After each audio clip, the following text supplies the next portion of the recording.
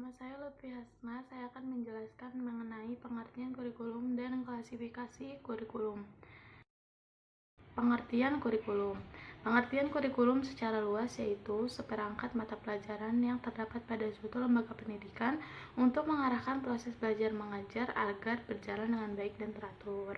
Sedangkan pengertian kurikulum menurut Undang-Undang Nomor 20 Tahun 2003 adalah seperangkat rencana dan pengaturan yang berkaitan dengan tujuan, isi, bahan ajar, dan cara yang digunakan sebagai pedoman dalam penyelenggaraan kegiatan pembelajaran guna mencapai tujuan pendidikan nasional. Klasifikasi kurikulum. Secara garis besar dari beberapa pengertian kurikulum dapat diklasifikasikan menjadi dua jenis.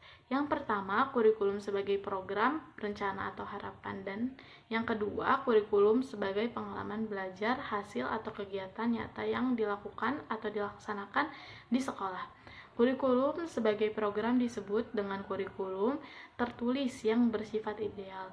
Kurikulum secara ideal memuat rencana berbagai hal dalam sistem pendidikan, terutama mengenai tujuan, kompetensi yang diharapkan, hasil belajar, batasan isi, kegiatan sistem penilaian, dan pengelolaan lingkungan belajar. Semua itu dituangkan dalam garis besar program pembelajaran, silabus, skenario persiapan pembelajaran, dan pembentukan perencanaan lainnya. Sementara itu, kurikulum sebagai pengalaman belajar merupakan perwujudan dari kurikulum yang direncanakan disebut dengan kurikulum aktual, yaitu kegiatan nyata pada saat terjadinya pembelajaran baik diselenggarakan di dalam kelas maupun di luar kelas. Bismillahirrahmanirrahim. Assalamualaikum warahmatullahi wabarakatuh. Nama saya Lutfi Nusadia. Saya akan melanjutkan presentasi kelompok 12. Model organisasi pengembangan kurikulum. Yang pertama, saya akan menyebutkan pengertiannya.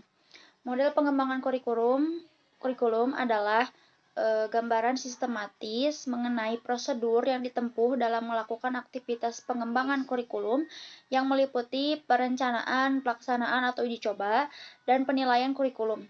Inti dari aktivitas ini sebenarnya adalah pengambilan keputusan tentang apa, mengapa, dan bagaimana komponen-komponen kurikulum yang akan dibuat. Lanjut, saya akan menyebutkan salah satu macam model pengembangan kurikulum, yaitu model Wright-Taylor. Pada model pengembangan kurikulum Wright-Taylor ada 4 tahap yang harus dilakukan, yaitu meliputi pertama, menentukan tujuan pendidikan. Tujuan kurikulum yang menekankan pada penguasaan konsep dan ilmu pengetahuan atau disiplin-oriented, pengembangan pribadi atau humanistik, child-centered, upaya perbaikan kehidupan masyarakat, society-centered. Lanjut, poin kedua, menentukan pengalaman belajar yang harus dilakukan untuk mencapai tujuan yang telah ditentukan.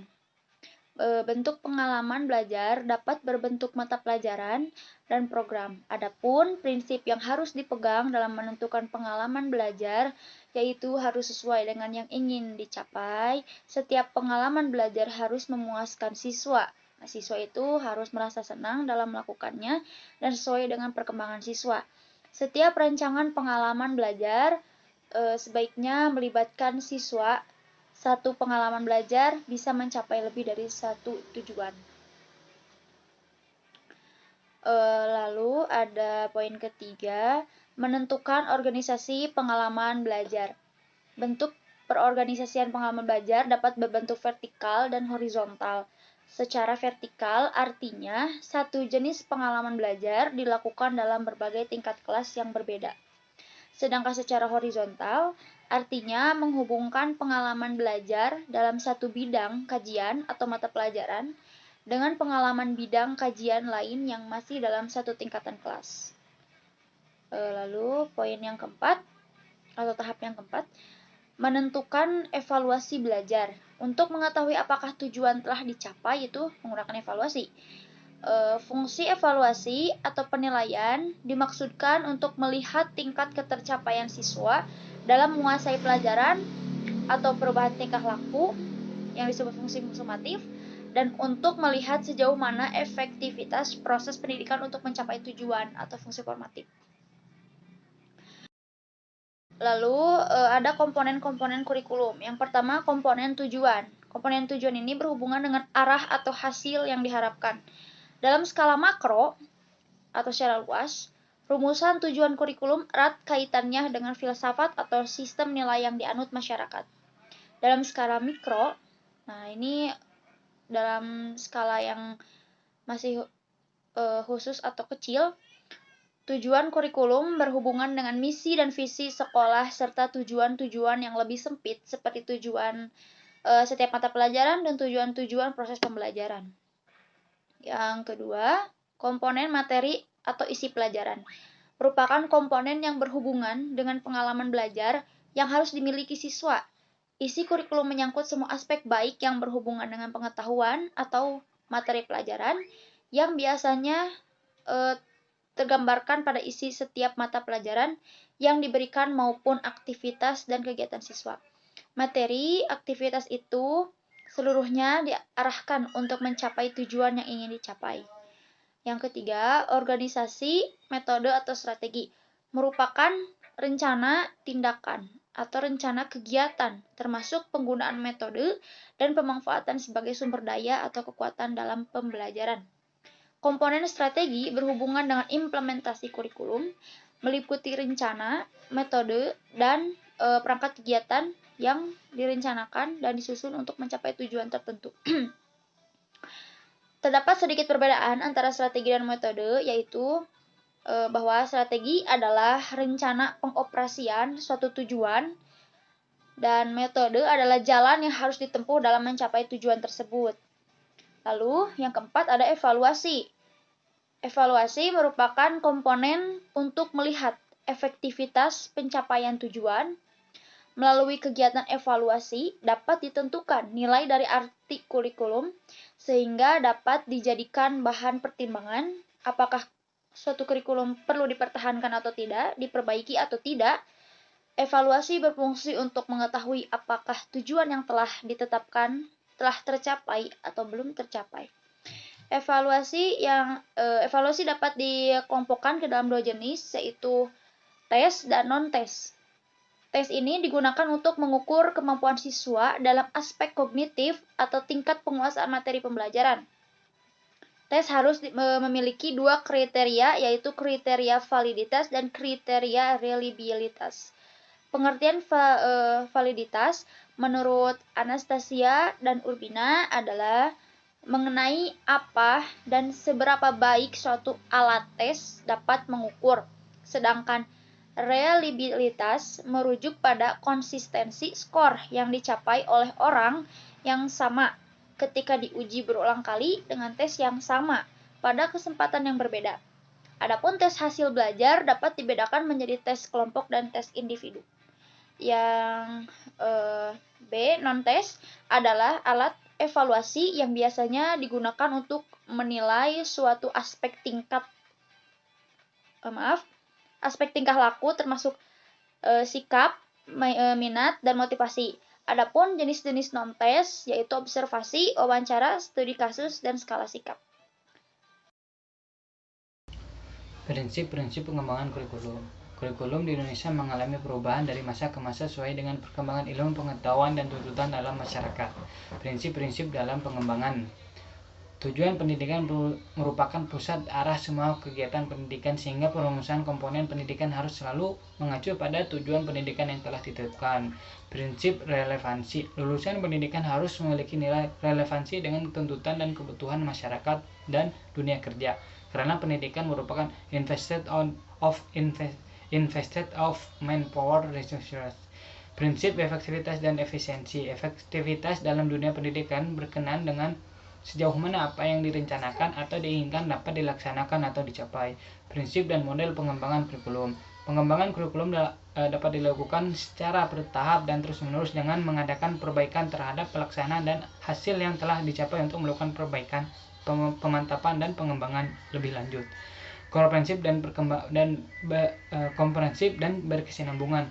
Komprehensif mencakup keseluruhan dimensi, kemampuan, dan substansi yang disajikan secara berkesinambungan mulai usia taman anak-anak hingga pendidikan menengah.